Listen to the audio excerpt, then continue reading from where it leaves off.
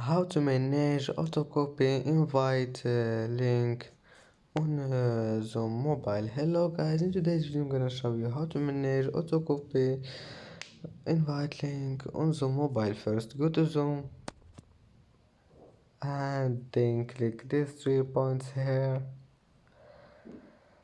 and now click this one, meeting, and then go down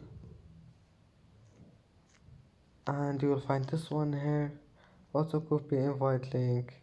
Just click on it if you want to turn it on, and if you want to turn it off again, click on it. And as you see, autocopy invite link has been turned off. And that's how manage autocopy invite link on the mobile.